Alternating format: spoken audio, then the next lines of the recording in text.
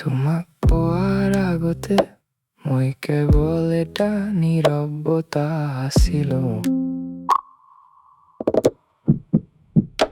তুমি আহি মোৰ নামটো ফুলৰ সুবাসত লিখি গ'ল।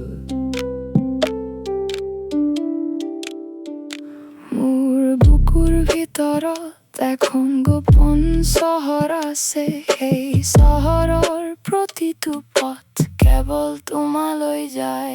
তুমি নোহোৱাকৈ মোৰ সময়বোৰে ঘড়ী পিন্ধেনে?